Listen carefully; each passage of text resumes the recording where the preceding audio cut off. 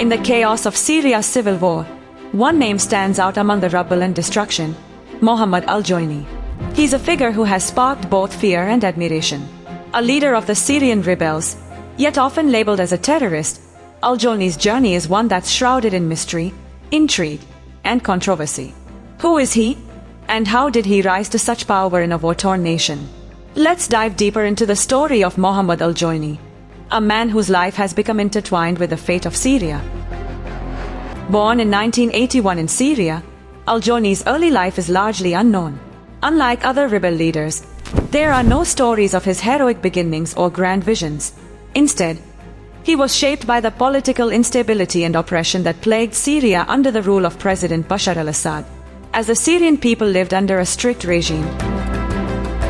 Al-Jolani, like many others, would later become a part of the movement that would challenge Assad's rule. The turning point in Al-Jolani's life came in the early 2000s when he traveled to Iraq. This was a time when Iraq was under siege from US forces after the invasion. Al-Jolani joined the insurgency against the Americans, becoming deeply involved with militant groups. During this time, he aligned himself with Al-Qaeda in Iraq, a group led by Abu Musab al-Zarqawi. Al-Jolani's experiences in Iraq weren't just about fighting. They were about learning the tactics, ideologies, and strategies that would later shape his role in the Syrian conflict. When the Syrian Civil War erupted in 2011, Al-Jolani returned home with a clear mission: to fight against the Assad regime. He joined Jabhat al-Nusra, an al-Qaeda-linked group, and quickly rose through the ranks. By 2013, he became the leader of the group, which was one of the most powerful rebel factions in Syria. His leadership was marked by strict Islamic law and an uncompromising stance against Assad. But as the group gained ground, tensions began to rise. Al-Jolani's ties to Al-Qaeda made him a controversial figure among other rebel groups, some of whom didn't share his extremist views. As the war in Syria raged on, Al-Jolani's group, Jabhat al-Nusra, became a dominant force. They took control of large areas in the north and northwestern parts of Syria, particularly in the Idlib province. But as they grew stronger, so did the divisions among them. In 2016, in an attempt to change his group's image and distance himself from global jihadist movements, Al-Jolani announced a major shift. He broke ties with Al-Qaeda and rebranded his group as Hay'at Tahrir al-Sham, HTS. This new name, meaning Organization for the Liberation of the Levant, was meant to suggest that HTS was no longer focused on global jihad but was fighting for the freedom of Syria. However, many saw this as nothing more than a rebranding, with Al-Jolani's ideological beliefs remaining unchanged. Despite his attempts to present himself as a leader fighting for Syria's future, his group continued to impose strict Sharia law in areas under its control. Critics accused him of stifling any form of dissent and silencing moderate voices within the opposition.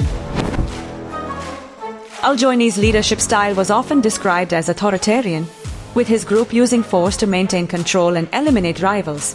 One of the most striking aspects of Al-Jolani's rise is how he managed to balance between being a militant leader and a political figure. Unlike many other extremist leaders, Al-Jolani occasionally made public appearances, even sitting down for interviews in an effort to present himself as a reasonable figure. In these rare moments, he wore a suit and tie, a stark contrast to the usual militant garb.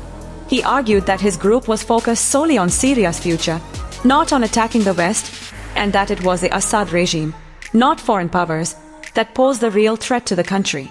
But despite his efforts to reframe his image, the world continued to see him as a terrorist. His connections to Al-Qaeda, even after the split, and his continued association with radical Islamist ideologies kept him on the list of enemies to many countries, including the United States and Russia.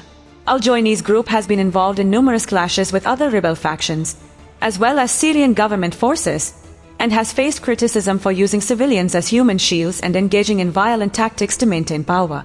Yet, despite being labeled a terrorist by many, Al-Jolani has managed to maintain his position as a powerful leader. In a conflict where many leaders have come and gone, he has remained a constant, adapting to the changing tides of war and shifting alliances. His ability to outlast other rebel groups, as well as his willingness to negotiate and even cooperate with other powers when it suits him, has kept him relevant. The future of Mohammed Al-Jolani and Hay'at Tahrir al-Sham remains uncertain.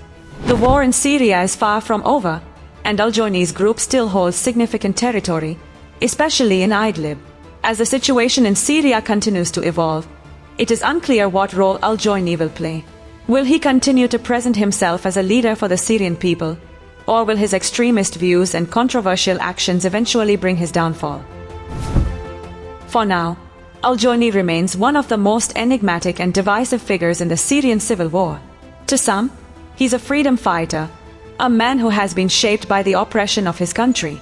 To others, he's a terrorist, a man who uses violence to achieve his goals. Whatever the truth may be, Mohammed Al-Jolani's name will forever be tied to the story of Syria's struggle for freedom and survival.